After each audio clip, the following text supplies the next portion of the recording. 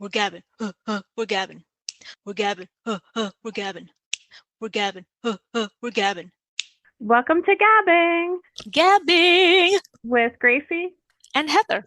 Howdy. I am in the process of contemplating if I want to drink wine. I have a bottle of Apothic Crush, the soft red blend, which I love Apothic. I haven't had this particular one, so I'm tempted to bust into it. So I have it with me, but I'm so tired that I feel like if I have a sip of wine, I might fall asleep in the middle of this recording. You're done. You're done. So I I think also have I've had that coffee. one before. Oh, really? I think I have. And the bottle looks familiar. Well, Apothic Yeah. has a very distinct label, Yeah. and I have not tried an Apothic that I haven't liked. A colleague of mine retired, and somebody said, "Oh, they're like big on Apothic," so I got them a bottle as part of their retirement gift. And they went on and on about how great it was that I went out and I bought myself a bottle, and I've been continuously buying it since then. Like my big Okay. ones are Apothic and Barefoot. Like I have never tried a bad wine with either of those, and they're both very reasonably priced.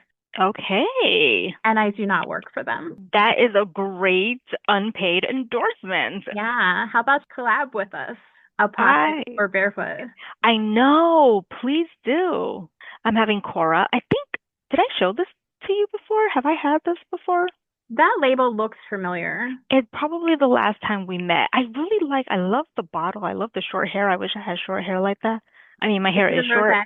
It is. I mean, that's all I've been drinking. I've just been drinking rosé. I can't Hey, seem to get out of it. it's technically still summer. We are recording this at the beginning of September. I will probably still be having this in December. Like, it's just comfort Do wine you? for me for some reason. Well, we're going to mix things up a little bit tonight.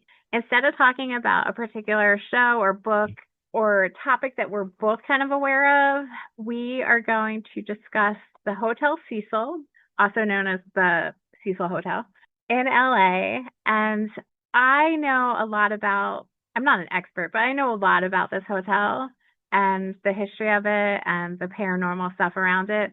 But Gracie, please confirm you do not know anything about this, do you? I have never heard of this hotel. Just the Condado in San Diego. That is all. As like a haunted Yes. hotel. Okay.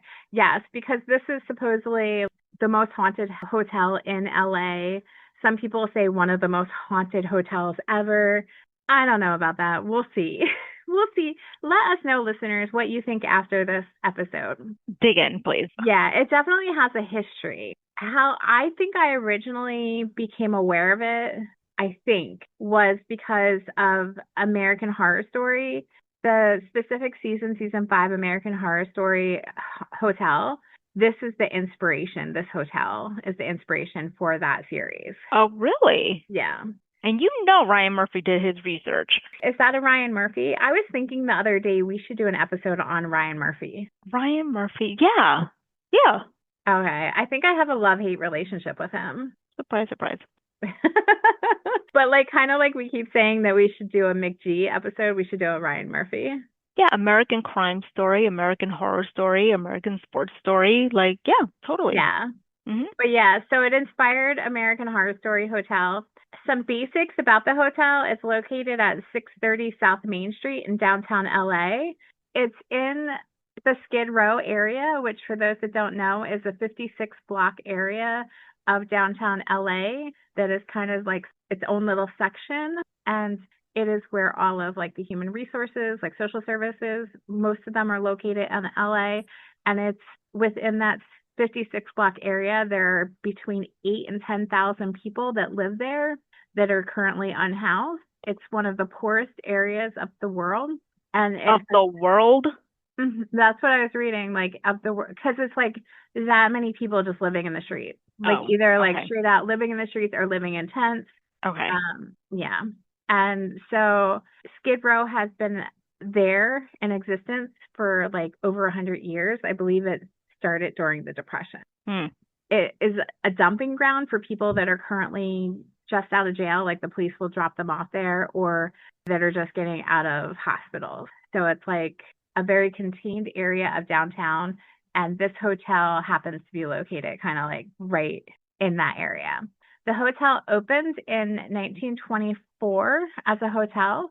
It was built in an Art Deco style, and it cost at the time over $1 million to build. It's known for its beautiful marble lobby and stained glass windows. It is 14 floors and it has 700 guest rooms. So it was built as like an affordable but very nice hotel that people could go to either as tourists or for business. It's right down the street from the train station. So it was a logical place for you to stay.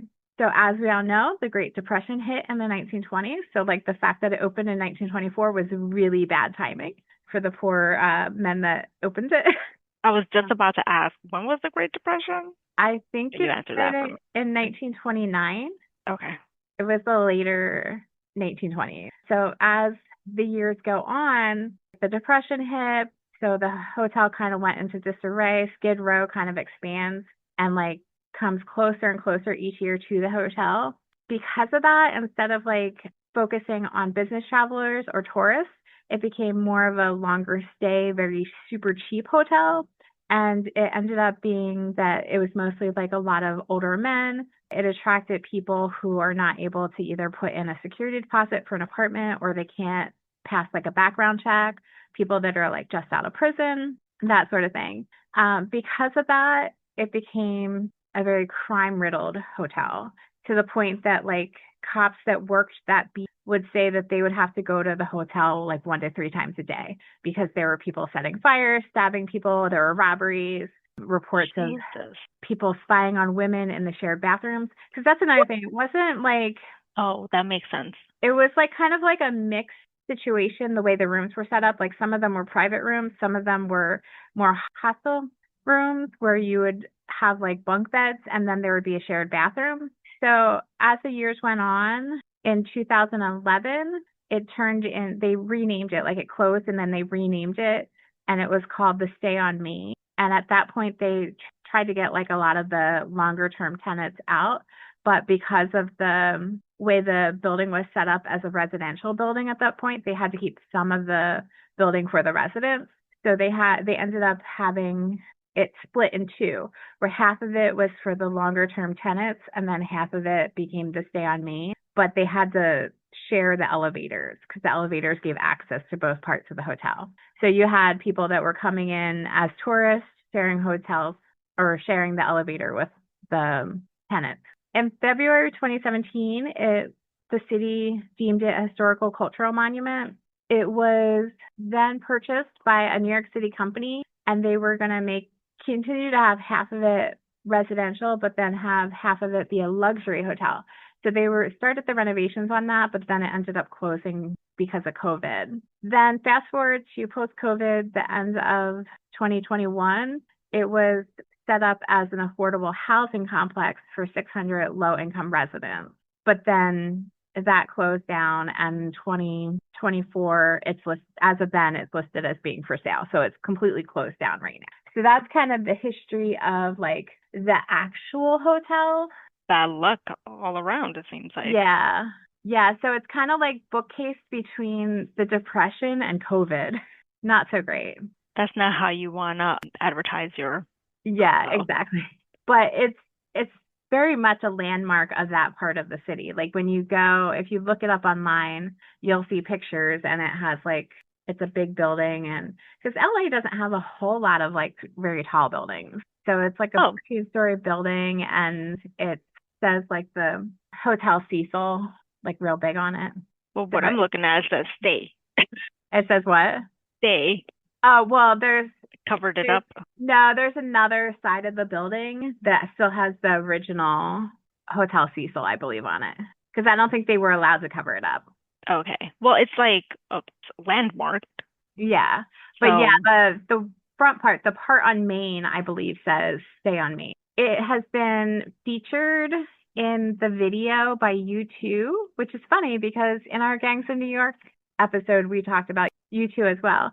If you look up the video where the streets have no name, that's a really cool video. They basically kind of did like a guerrilla filming where they like showed up on this rooftop of a building nearby and they put on a live concert. Like they told everybody, come downtown to Maine and there's going to be a concert. So all these people, like thousands of people, flooded the streets like on a random day of the week during rush Okay. hour for this concert that they performed on the top of this building. So you see the hotel in the background, and the police Mhm. ended up having to like shut them down and stuff because I don't think they They didn't do it asked. with license, or Yep. I don't, permit, I should say. Oh my gosh. yeah.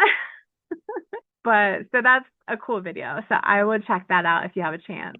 Okay. The streets have no name. But because of like that general history, and I'm going to get more into the specifics, it became a hotel that had like a really bad reputation. It was notorious to be a spot for adulterous couples, to have drug activity, for sex work. Oh boy. In 2008, two of the long-term residents called the hotel the Suicide, and that became its nickname. And we're going to get into that, why it's called the Suicide. Oh my God. That was like recent. It was Yeah, 2008. Okay. that's just when the nickname kind of stuck, but the Suicides go far back. There's this Netflix documentary about something that happens at the Cecil Hotel that gets into a little bit of the history too. And so one of the people on there was describing the Cecil as a place where serial killers can come and let their hair down. So it has like a really bad reputation. Oh my gosh. That sounds horrible.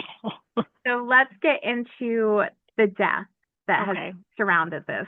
This is Okay. like the big portion of why it has a bad reputation, I'm afraid to know. other than like the police and everything like that. So one of the managers who was a manager of the hotel from like, I would say like in like the earlier 2000s, like maybe 2005, 2015, something like that. But she was there for like 10 years. She said in that 10-year period, about 80 people died in the hotel on her watch of various things. But going back to the original history of the hotel, it opened in 19, did I say 24? 24, yes. Yeah, so it opened in 1924. The first recorded death was in 1931. A guest named W.K. Norton died in his room after he took poison capsules. So that was the first death and the first recorded suicide. It seems like there was a lot of suicides that weren't necessarily recorded as suicides. So this is Because, like the height of the Depression, 1931. you mean during that time? I would say Or, overall. I think that okay. there was a lot more deaths in this hotel that we do not know the total numbers because of how many possible suicides or possible accidental overdoses, things like that. There were just, it seemed like a lot of people have been found dead in their rooms. In 1932, I guess named Benjamin Doge shot himself in the head. In 1934, Louis Borden slashed his throat. So he cut his own throat and then left a bunch of suicide notes in the room. In 1937, a woman jumped from the ninth floor and she hit the telephone wires coming down. So she was found on the ground, tangled up in all of the telephone wires. And there was another recorded suicide that year, but they didn't say the person's name or any identifying things about it. The 1940s and 50s, there were additional suicides but we don't know the exact numbers. So that's like leading out of the Depression. So the Depression's done by then, but there's just, it seemed like a place where people would go to die. Well, I mean, once word got around, Yeah, exactly. that's Of depressing. I have more. I have a lot more. In Mm, 1944, 19-year-old Dorothy Jean Purcell, this is actually a really sad story. She was with her 38-year-old partner. So she was 19, he was 38. While they were sleeping, she woke up with stomach pains, went into the bathroom, and gave birth. She didn't know that she was pregnant. She thought the baby was dead, so she threw the baby out the window. The baby was not dead. The baby died. oh my So she was God. found not guilty by reason of insanity. Was she really insane though? Who knows? That might have drove her insane after the fact. But I thought that was a sad How do story. you not know that the baby's not alive? I'm wondering if like if she had like a developmental delay or something like that and she just Was that said in the papers? it wasn't said in the papers, but I can't yeah, I don't know. I don't know why she would maybe the baby wasn't crying, so she thought it was dead. I don't know. But Just like don't still, throw a why throw it baby out the out the window? window. Yeah, Yeah. exactly. General announcement, folks. Do not throw a baby, regardless of the state of it being out a window. Just leave the baby at fire department, a hospital, someone's door. Yeah, I don't know about that Yeah, either. they Because have that now. you could be leaving it at the door of a freaking molester or something. Just take the baby to the hospital or the police station. Yeah, That's it. they have safe harbor laws that you can drop the baby off at a fire station, police You won't be station, penalized. hospital. You Yeah. will not be penalized. But they didn't have that back then. Ay, ay, ay. But yeah, don't throw the baby out the window. Talk about like the saying, don't throw the baby out the window with the bathwater. Oh my gosh. Literally, don't throw the baby out the window. In 1962, Pauline Otlin, this is another sad one, argued with her husband. And I guess the argument was so bad that she ended up writing a suicide note and she jumped off of the ninth floor. She ended up landing on this guy, George Gianni, who was just like randomly walking by and killed him. Did she die? She Yeah, she obviously. died as well. Okay, obviously because it was a Yeah. suicide. It was suicide murder. But like unintentional. It was straight out of Amelie. Have you seen Amelie? Yes, Like but the I don't mom. remember that. I The don't remember mom that. dies because somebody jumps out of the church and lands on her. Oh my God. Yeah. I guess that happens often that they had to put that in the movie. They thought that maybe he jumped as well, but then they figured out that he was walking by because he still had his hands in his pockets.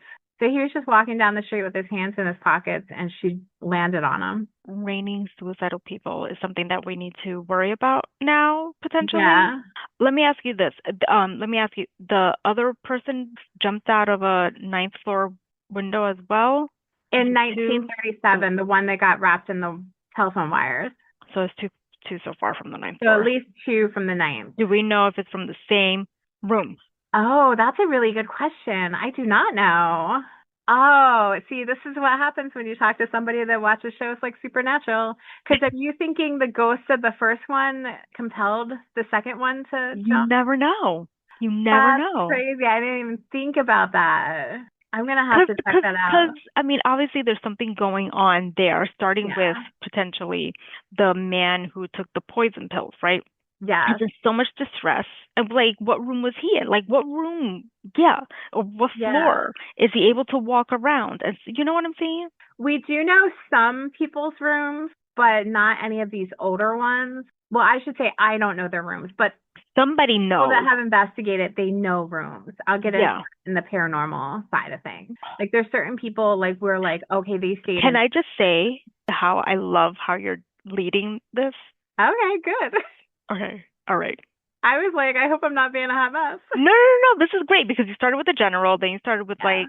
like, and you haven't finished obviously like the suicides and I'm assuming Yeah. murders. I mean, like I We're don't know how, we're and then we're still gonna in hit the like paranormal. Oh yeah. my God, fantastic. Okay. I mean, I'm sorry, R.I.P. to everybody, but this is very interesting.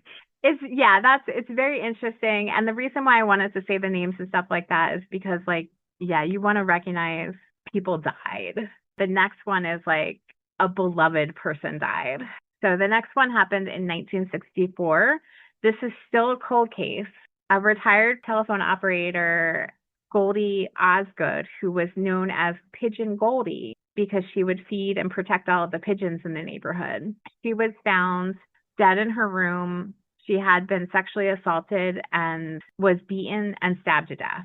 And the room had been ransacked, like somebody was like robbing her or something like that.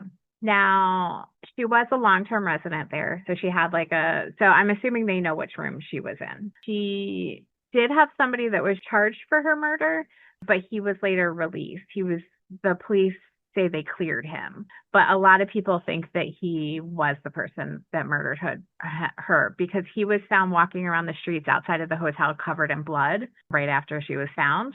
And it sounded like he had like some mental health issues going on, but like I was going to go on. ask you if you happen to know if they've mentioned is someone that she knew. They didn't mention that they knew of any connection. They didn't go into why they cleared him. Okay. So like he was cleared by the police after he was charged and they never charged anyone else.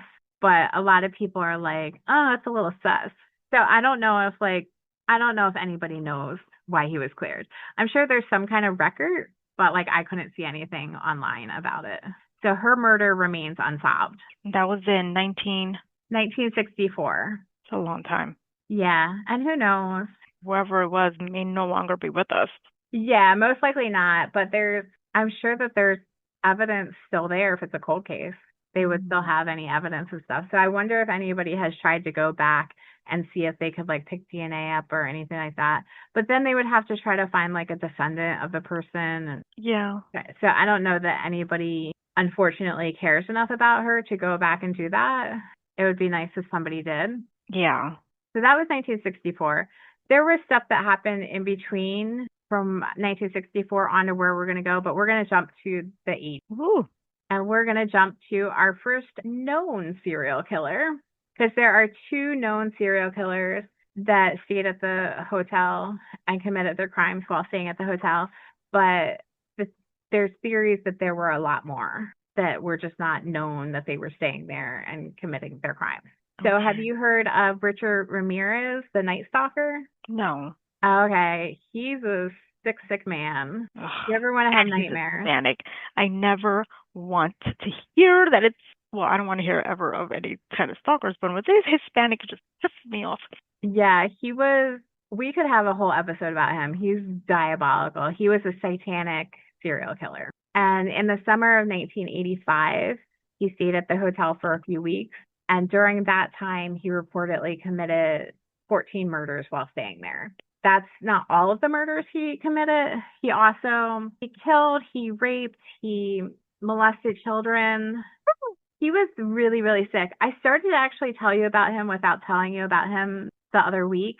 He was the one that I was saying, I'm pretty sure that he was groomed by his cousin, who was also a serial. Oh, yes, yes, yes, yes, yes. Because, like, he grew up in Texas and he had this cousin, an older cousin, who went to Vietnam Mm. and was murdering, like, raping and murdering women and then taking, like, disgusting pictures of their bodies. And he came back, and I'm pretty sure he was doing the same thing here. But I don't know that he ever got, like, officially caught. But he would show his cousin as a kid all these pictures and talk to him about all the women that he, like, murdered and stuff like that. But yeah, so he ends up going to Creepy. California and he commits all these murders and stuff. But they think that he committed 14 of the murders while staying at the hotel. And there have been multiple accounts, and this is like crazy if this is true. There have been multiple accounts of people saying that he would strip, like outside of the hotel, he would strip off all of his blood-stained clothes, like in the alley, and then he would go up to his room in his bloody underwear, barefoot, and nobody would like question him or like report it to the police or anything like that. Talk about minding your own business. Like they're Yeah. beyond New Yorkers over there. But yeah, like we were talking about that with Lucy, like how we grew up to mind our business, but this is like taking that to a whole different level. Yeah. Yeah. I mean, I guess like Yeah. how do you, well, I don't even know. Like, do you call the police and say, "Hey, this man's come more than a couple of times into the hotel naked with like Blood all no over clothes him. on. Yeah, no blood all over him, no clothes on. Like you should come check him out and see if he's okay, at the And least." I would think that somebody would go up and be like, "Are you like the first time at least? Are you okay? Like, did He you get into probably an killed him. accident?" Well, and that's the thing. Like, I don't know that if you look this guy up, like if you Google him quick, he has such a vibe that I would be like, I don't want to go anywhere near this man. Richard Ramirez? Richard Ramirez. Ramirez, American serial killer. He Oh, just puts off a bad vibe in his pictures. oh. What does he have in his hands? I think he has a pentagram Tattoo. carved or Yeah. writ or like drawn on his Yeah. hand. Now, here's a question for you. If we know that his cousin groomed him, why didn't the cousin get like chosen? I I so mean, not chosen. I don't specifically know that his cousin groomed him, but that's the vibe I got that maybe he did groom him. They just didn't have the words at the time. This was probably found out like way afterwards when he was in prison, and the cousin might have not been alive at that point Okay, because it was an older cousin. I makes didn't sense. think to look too closely into the cousin. But his murders and rapes and molestations and everything took place in San Francisco and LA over a 14-month period. So like he was just at the hotel for a few weeks committing a lot of the ones in LA at the time. So he wasn't specifically at the hotel during his whole active time. I think I saw that like they think he maybe killed like over 35 people, but he ends up only getting convicted of 13 of the murders and he was sentenced to death, but he died in prison of Yes, cancer. Yes, I'm But on yeah, people.com and I'm like, but it only says 13 deaths, but that's what he yeah. was charged with. Okay. But they think it was like over 35. And there were people that survived. Like, but he was a satanic serial killer. Like, he got off.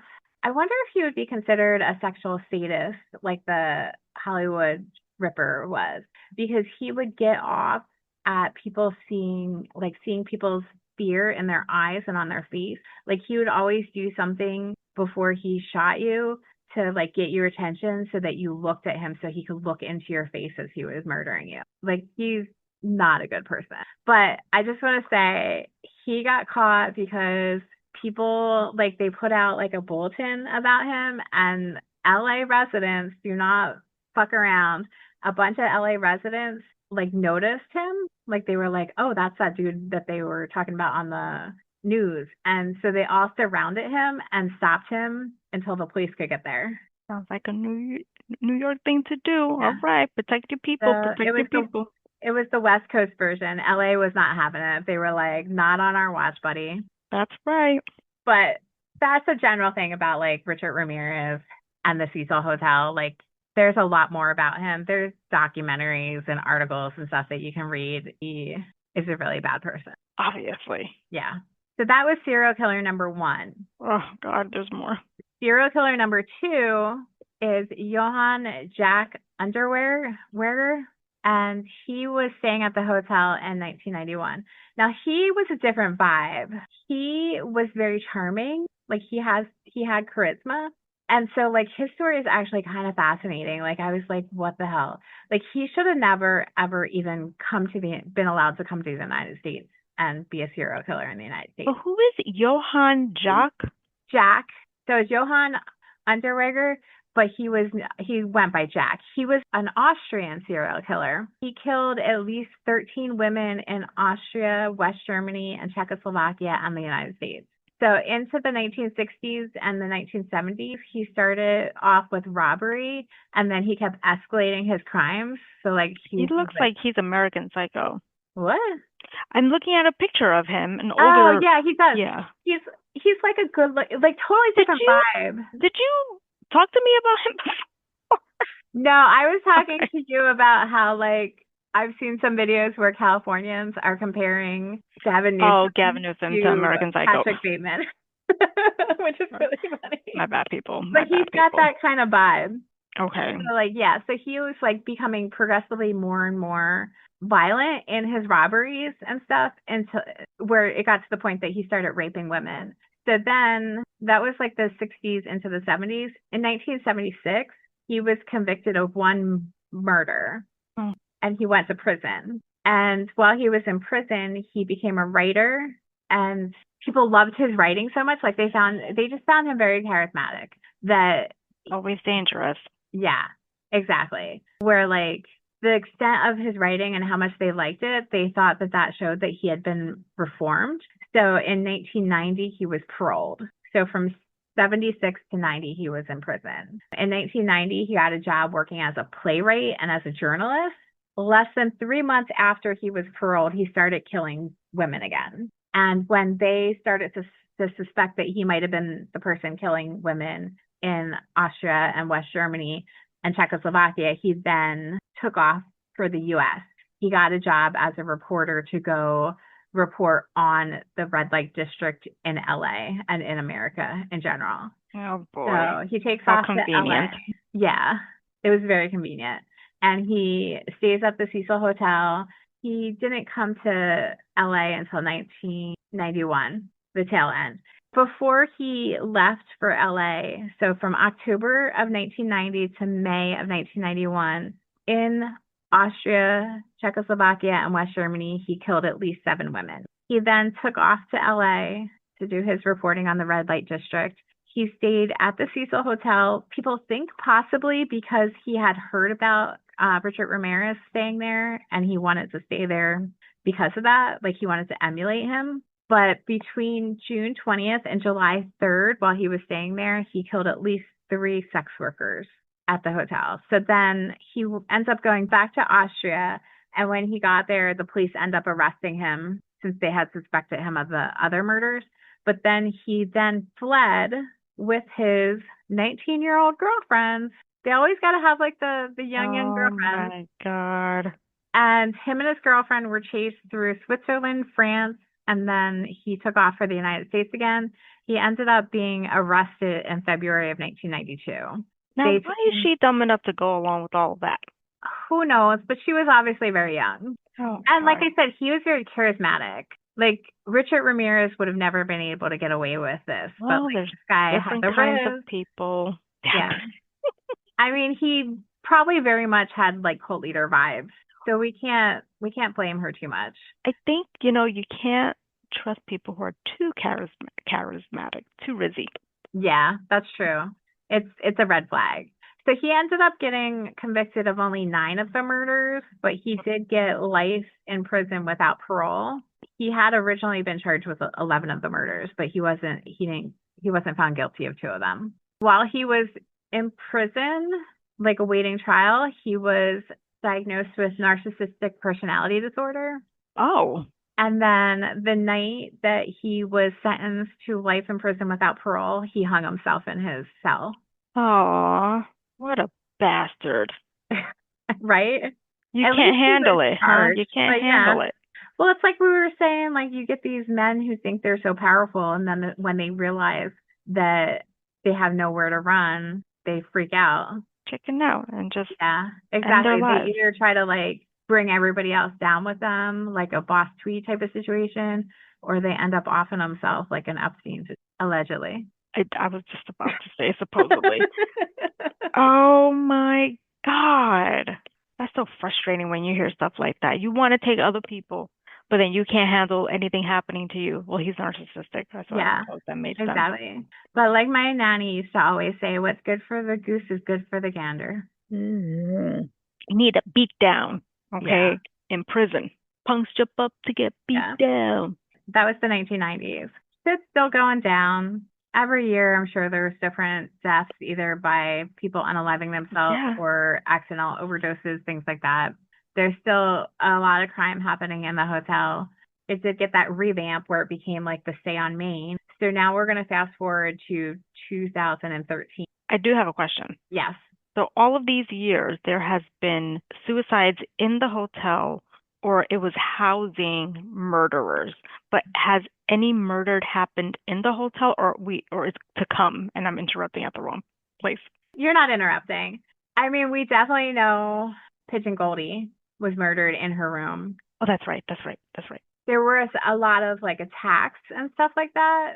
Like I don't think I wrote it down in my notes, but the manager that I had mentioned previously, like at the beginning, that said that there were at least around 80 deaths while she was manager. She talks about how like she was giving a tour to somebody one day, and the SWAT team was in the hallway, and they were like, you need to like go inside one of the rooms because there was a man running around with a knife trying to stab people. So I'm sure that there was a lot of deaths, like possible like murders or like assaults and stuff that were just not considered notable. And then I'm sure that there were some that it was probably hard to determine. Actually, this next one I'm going to talk about is a good example of some people think the person might have been murdered while others do not. Okay. So there's probably situations where we'll never know. But there definitely was the Elise Pigeon Goldie because she was beaten and stabbed to death and her room was ransacked and everything. But the next person I'm going to talk about is Elisa Lam. Does that name sound familiar at all? Nope. Okay. I am perpetually clueless. It's okay. It's probably good you don't know these things.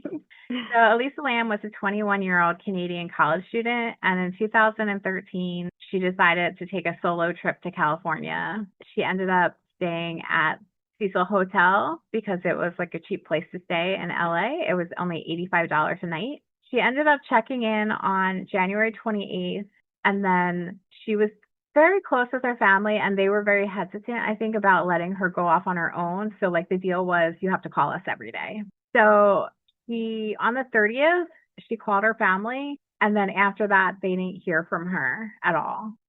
She was supposed to be at the hotel for 4 days. So she ends up, the day that she was supposed to check out on February 1st, she ends up getting reported missing by her family because they hadn't heard from her since the 30th. She originally was in a shared room, but the roommates that she was with started complaining about her. So for the last night that she was known to be there, she was in a private room. Everything was found in the room, her laptop, her clothes, her wallet, etc. So nobody was sure exactly what happened. Everything seemed fine. Like she was in San Diego originally, then went down to LA. While she was in LA, she went to a taping of a TV show. They did find out after the fact that she was actually asked to leave the TV show during the taping because she was being disruptive. She was going up and she wanted to like talk to the host and things like that. And like she was just being very disruptive while they were trying to film. So they kicked her out. So that was like a little bit weird.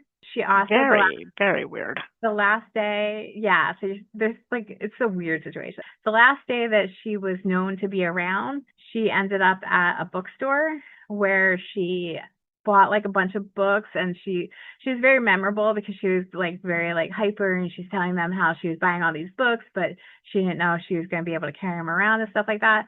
So she ended up having two men walk her back with the box of books. And so she was seen going into the hotel on camera with the box of books, and they were seen leaving. They were never seen to come back or anything like that. The police, like when she was reported missing, they actually did take it very serious. So I was like really happy with the investigation as far as like they spent a lot of people. Like they had like after they had like a bunch of detectives looking into this and taking it very serious. And she was an international person visiting. They ended up looking at the cameras, and based off of the camera coverage, they were convinced that she hadn't left the hotel. So because of that, they had 14 cops come in and do a sweep of the hotel. They brought in dogs. The dogs traced her. They saw activity of her on the 5th floor, and they kind of stopped at a fire escape. Because of that, they searched the roof of the hotel with the dogs, but they didn't find anything. The timing ended up being a problem with the investigation because so they were taking it very serious. They're like, we're going to find this girl.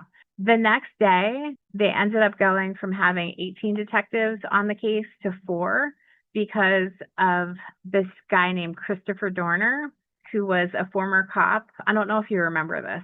He started going around LA and killing cops. I remember it being on the news. Like, I was like, oh yeah, I do remember that. So because they had somebody going around killing cops, they had to pull resources from all the other investigations to go do like a desperate manhunt for this guy. So because of that, her case got like a lot less people working on it. But they still were continuing to try to find her and stuff like that. They ended up finding a video of her in the elevator, and I actually want you to watch this video.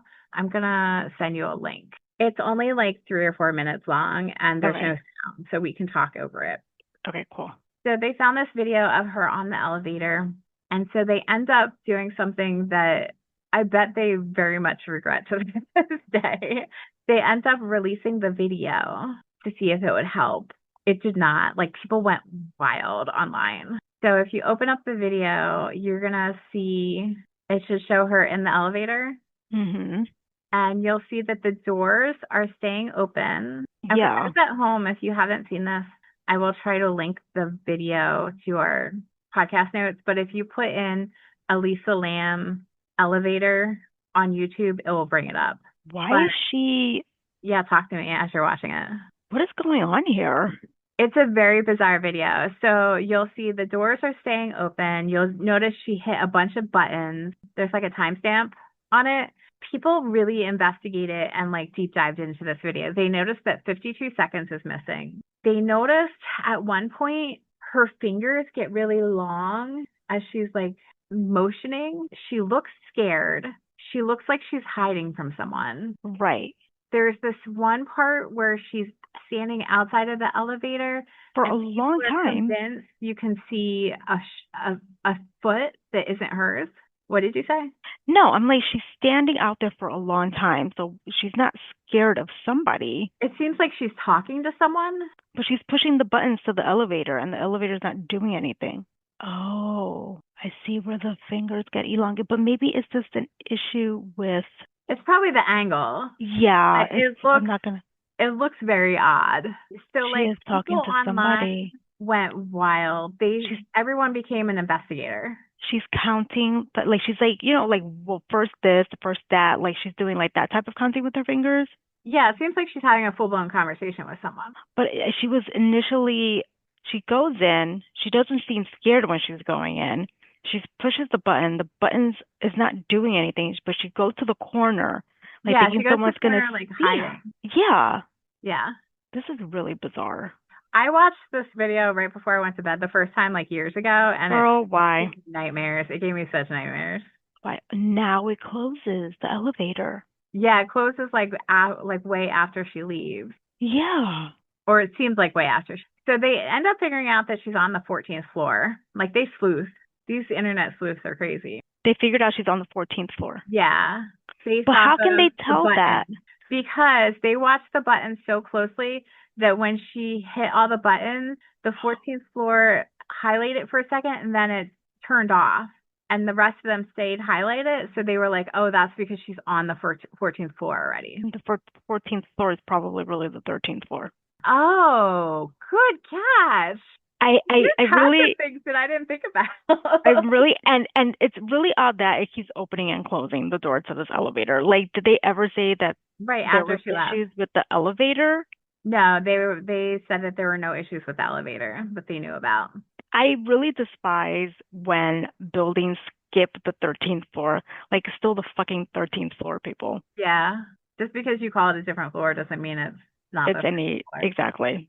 If you want, if I don't know, I wouldn't want to be also putting it out there that that's the 13th floor. To be fair, but That's it's true. really the 13th floor. But you're right. Like I didn't even think about that. But they figure out that she could have gotten when she got off, that's the last time we see her alive. Those are her last known moments, which is really They have not found her crazy. body. Well, no, I'll get to that.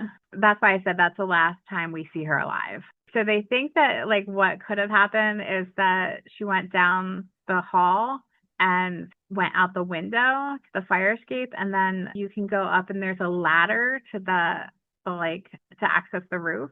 But then there's also an internal stairwell that you can go to. But they said that that was armed, so like, and they said it was functioning. So she would have gone out that way. There would have been an alarm at the lobby. Before we go on, I just want to like say how deep dive and conspiracy theory and like crazy the internet people went. Like they formed connections to the movie Dark Water. Did you ever watch that movie? No. I watched it when it came out. Like I vaguely remember, but it's about like a mother and daughter who ends up moving into this like really shady apartment and the daughter ends up drowning and stuff like that.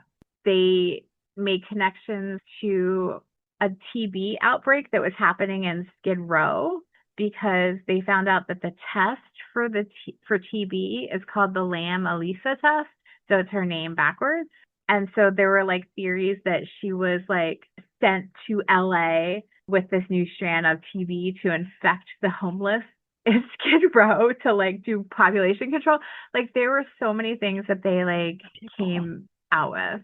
The bookstore that she was at, they like somebody went online and said if you look up the zip code for the bookstore, it ends up if you put that in the map, it ends up showing the cemetery where she's later buried in Canada. It's like there were just so many people like just went nuts. There were whole forums that were dedicated to finding her. People going back to where we talked about with like parasocial relationships, people got so invested in her well-being that when she was discovered later, it was like they lost a family member.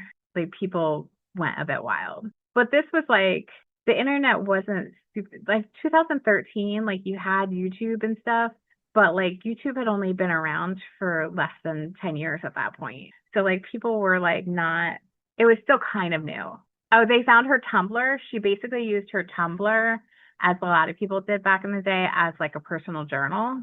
And And like there were some things that were helpful. Like they found she was talking about how like she was like, oh, I hope no men bother me today. Like I guess like because she's a young woman walking around the city by herself, men were coming up and saying things to her and stuff like that. She talks about like her mental health issues, how she has depression and stuff like that. So her Tumblr was actually really helpful, but I think that didn't help with the parasocial relationships that people were forming with her.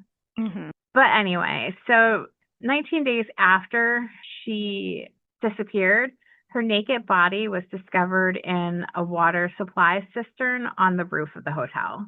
And it was only found because guests were complaining of odd tasting water and low water pressure. Oh, Christ, that is disgusting. Yeah, don't think too hard on this one. It's terrible, No, I terrifying. don't.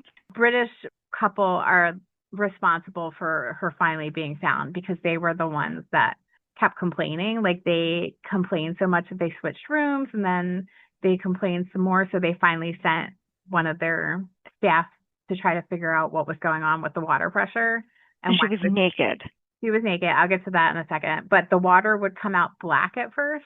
So it was like the water was real gross. He went to look into the cistern and he found her naked.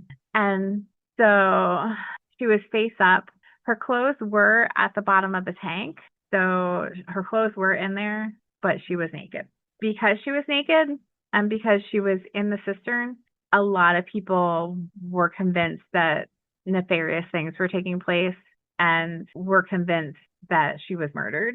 And to this day, people think that she was murdered. They really struggled because of that. After she was found, they were convinced that they needed to find who they thought murdered her. Oh boy. To the point that we had some, I don't know what the best way to describe it would be, online lynching, extreme bullying. Because they found this guy, he was a death metal musician called Morbid, and he had a song that came out around the same time that was about a woman who was murdered in the water. And he had a video that had Ted Bundy and Elizabeth Smart in the background of the video. And he was also thought to be staying at the hotel the same time as Elisa Lam, but he did not. He stayed there like the year before. So he was actually in Mexico working on his next album at the time that she was murdered. So he wasn't even anywhere to be around. But the guy's name is Pablo Vergara. And they were so, like the online community that was still obsessed with her were so convinced that he murdered her that they just were like nonstop harassing him to the point that he ended up trying to kill himself and he had to be hospitalized in a psychiatric institute. My goodness. So that was like an example of how they went feral after she was found. That But they do, so like the police do think it wasn't ruled a homicide, it was ruled an accidental drowning. And what they based it off of is through her Tumblr, through the autopsy, through talking to her family members and stuff like that. They found out that she had an extreme form of bipolar and she had a history of stopping her medications. And when she stopped her medications, according to her sister, she would have hallucinations and the hallucinations would cause her to want to hide. Like she would go hide under the bed. So they think what happened was that she stopped taking her medication. They don't know why, but they looked at the medication that was left in her hotel and there was too much medication there based off of like when the medication was filled. Like it should have been a lot less.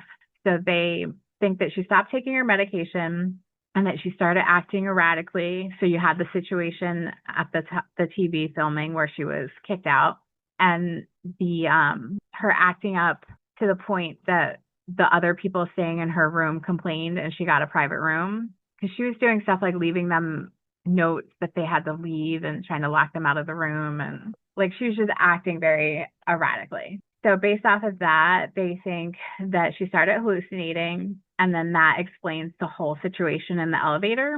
Oh, yeah. And that she got scared, went up to the roof to go hide, climbed up into the cistern, and then got trapped because once she was in there, there wasn't really a way for her to get out. Of course. And so the theory with her being naked is one of two things. They think that either she took off her clothes to try to like get some of the weight off of her because she was stuck in the water, or there's something called paradoxal undressing that happens when somebody has hyperthermia. So even though it was LA, the water temperature could have gotten low enough that she could have had hyperthermia. And so people start undressing. They're not sure why, but people like in snow and cold weather and stuff like that, if they are getting hyperthermia, one of the responses is to undress. They believe it was one of the two and that she just ended up drowning. So very sad situation. I'm very glad I didn't interrupt because I was going to ask you, was there any history of mental illness? Like her family, Mhm.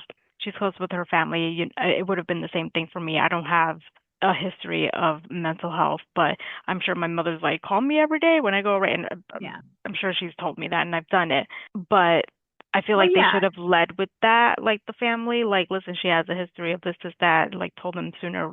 Maybe they did. I don't know. So from what But I saw, it sounded like the parents didn't talk about it, but of the course. sister was the one that ended up going to the police and being like, she does. I don't know if they approached the sister, but like the sister was the one that was like, she does have Because bipolar, that, and if she doesn't take her medication, she will start hallucinating. Because it sounded like the parents were just like radio silence on that part, and it wasn't until later on that they found it out from the sister. yeah, I mean, I feel like maybe older generations are always Hmm. thinking it's taboo, can't talk about this and that. And So it immigrant does, parents exactly. too. I didn't want to say it, but yes, immigrant parents Because especially. I do believe she was born in Canada, but I think her parents came over from Hong Kong.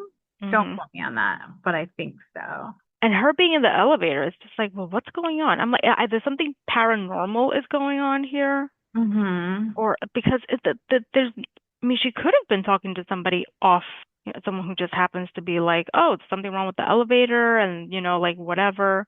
Oh, I'm glad you said that. So they did. So some of the online people, they did go to the hotel afterwards because that became a thing where like they had to get so much security for the hotel because so many investigators in quotes were coming to the hotel to try to like investigate the crime.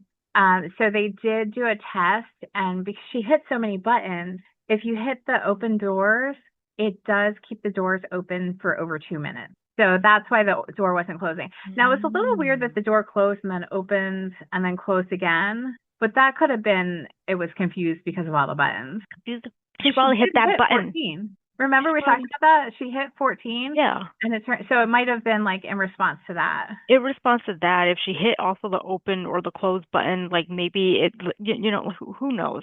Yeah. These investigators, in quotes, this investigating was done by them during that 19-day time span. No, it was done after her body was found Okay. because they wanted to investigate and like find who killed her because they were convinced that she was killed. Okay. I will say that I do not think she was killed, Yeah.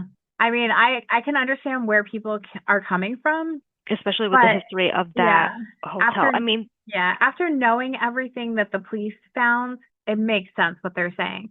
And like it sounds like some of them did come to terms with that, but then there's still some to this day that don't this, believe or I, think that like there was still something paranormal.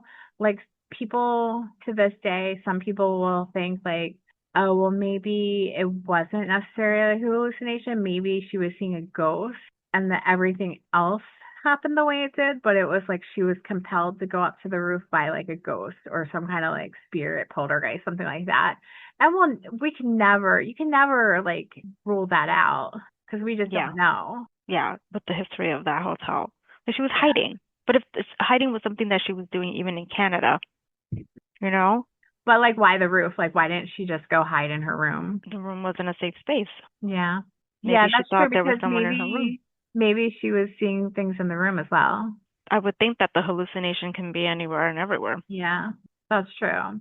That is a sad Which story. this kind of goes into the paranormal, but there's I think two other things I just wanted to bring up before we go into the paranormal. But we can go back to seeing people in the room when we get to the paranormal. Normal. So just the last official body that was like a suicide, I believe happened in 2015, but it made it sound like there were kind of like overdoses and stuff after that. So Okay. I think it was just pretty consistent, like throughout the whole history of the hotel while it's been open, there have been deaths surrounding the hotel. Yes.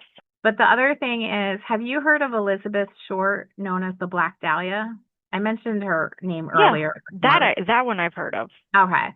So a lot of people claim that she was at the Hotel Cecil a few days before she went missing. And I mean, a lot of people nowadays, but nobody has like confirmation of that. But the rumor was that she was seen at the bar of the Hotel Cecil a few days before she was murdered back in 1947. Well, I should say, in case people don't know who the Black Dahlia is, she was a young woman, 22 years old, who went missing on January 9th of 1947, or she was last seen. And she was found 6 days later on the 15th. She was found by a woman walking with her child.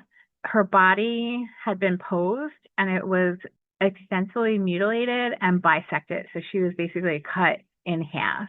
And there was not a drop of blood at the scene. So it was obviously she was killed somewhere else and then brought there and posed. I looked at the FBI files they have on the case. Not all of Oh, oh, you Heather. not all of them, but I looked at enough that the FBI mentions that she was last seen getting out of a car and walking into the lobby of the Biltmore Hotel. So I think that people are confusing the Biltmore Hotel and the Cecil. But she could have also gone to the Cecil because she was like a young woman, age 22, wanted to be a star, was hanging out with people, was like a little bit of a drifter because she was like kind of couch surfing amongst people that she knew. So, and she was dating, she liked to date soldiers and stuff like that, having a good time, living her best life. Bless her. Glad she got to live some of her life because she died way too young. But so it's possible she was also at the Hotel Cecil and getting a drink with somebody. But like the only evidence I saw in the FBI files about a hotel was that she was seen getting out of a car and walking into the lobby of the Biltmore. So I just wanted to bring that up. Okay. All right. Yeah. But as far as like the paranormal activity, I was a little bit disappointed in my research based on the fact that they're saying like this is the most haunted hotel in LA and it's so haunted and everything. I thought that there would be a lot more like first person accounts. I didn't find a whole lot. But going back to what you were saying with like there might have been like someone in her room, there were general reports of people saying that they saw people outside of their windows, like ghosts, like looking in from outside the windows.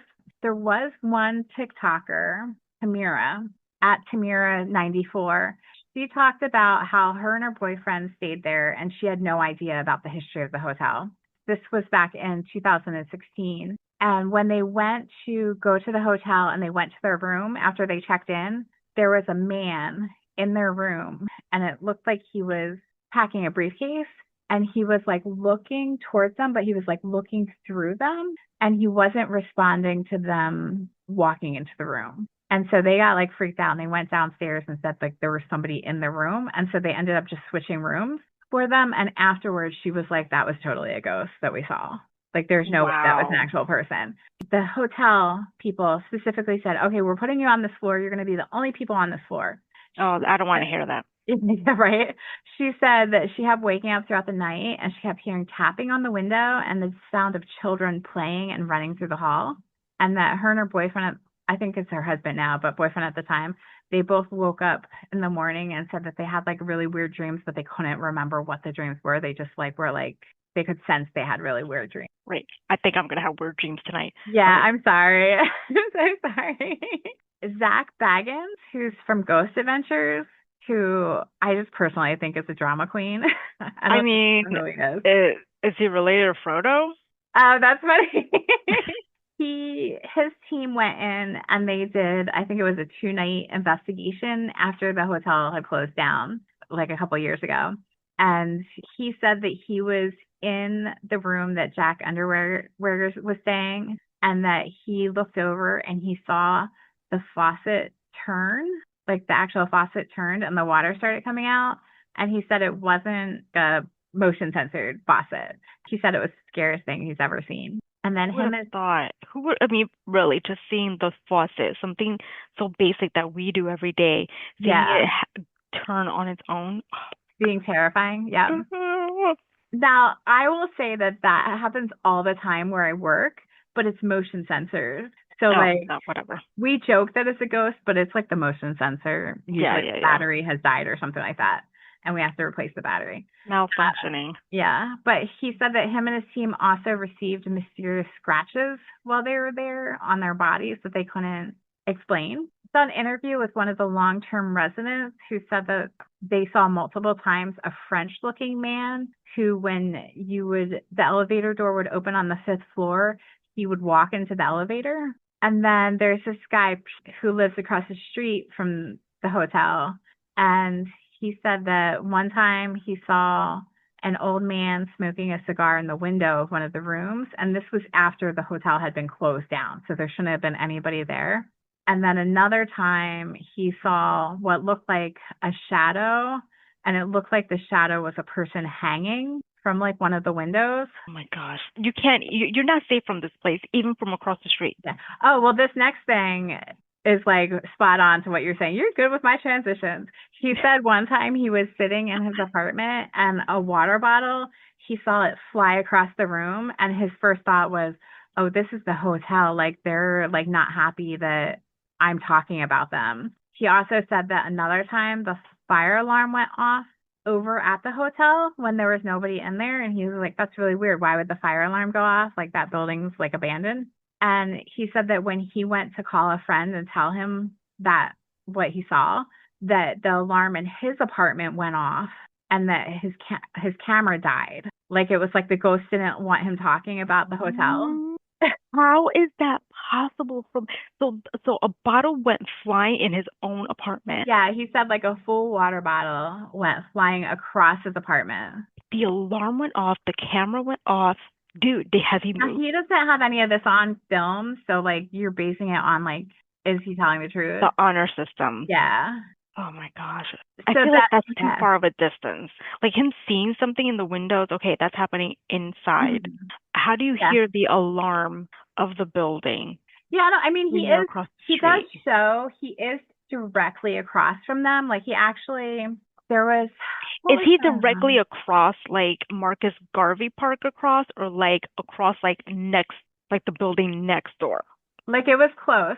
Like, Too he close. he does show the building. It's very close. Like, it's just a 2-lane street. There was this one time where he saw somebody in the window and he thought somebody got into the hotel and was gonna hurt themselves, so he started yelling over to them, and it ended up being that they were actually filming for like a paranormal show. He did have that on film. When they left the window open, so he tried to fly a drone into the window. But he crashed the drone, so he had film of that. But it was all very close to the hotel.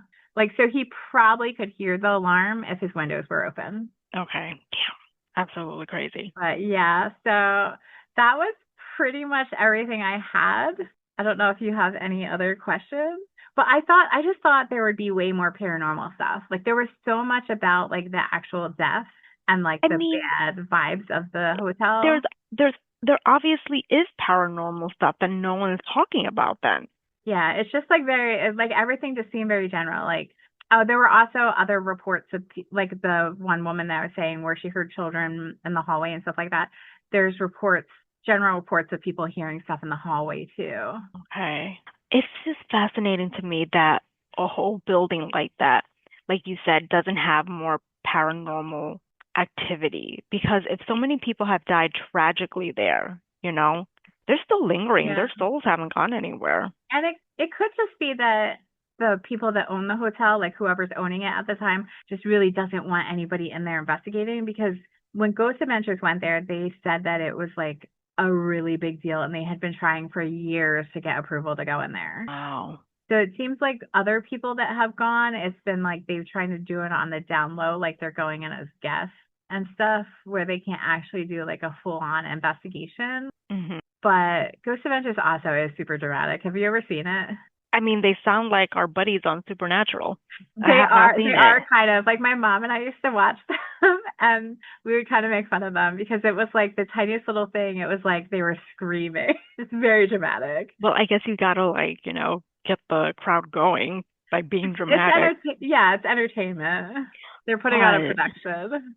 Now that it's closed, maybe like the owners will allow people to go in to film. Well, they can't. You can't do anything with this place. You can't tear it down. Yeah, it's a landmark. It's a landmark.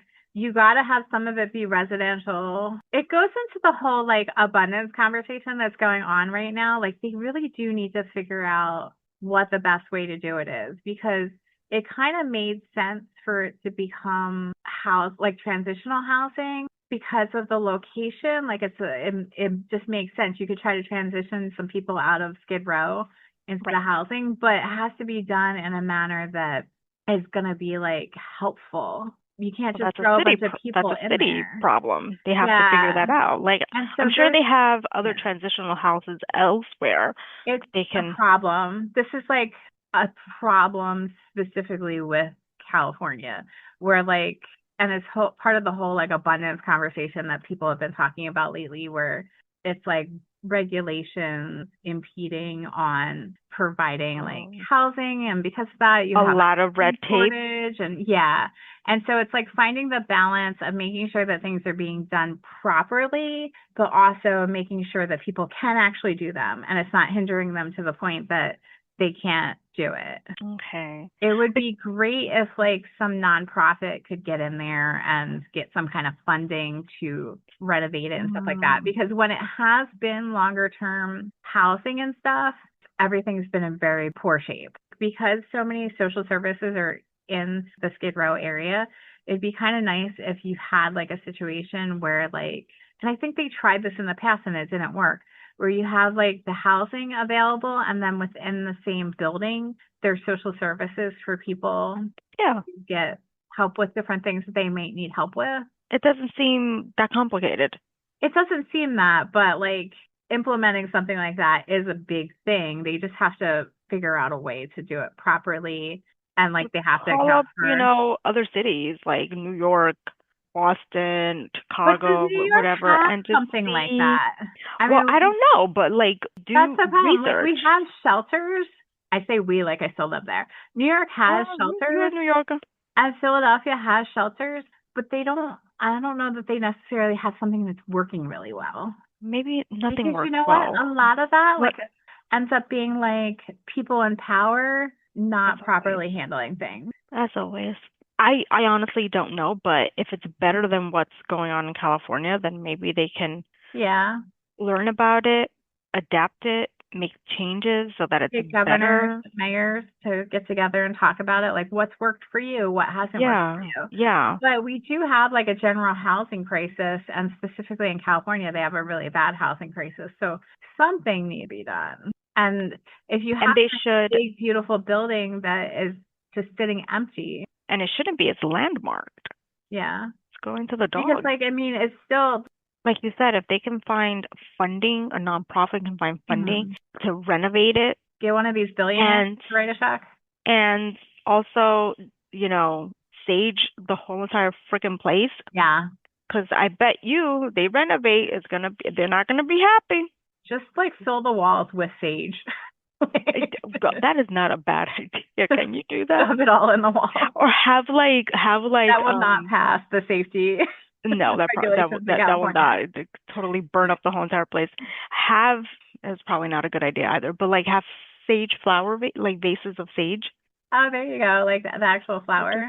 You know what I'm saying? And just somewhere, everywhere. I don't know. Like Yeah. I don't know if you could have it at the first floor and it'll be enough for the whole entire building, but at least give it a try.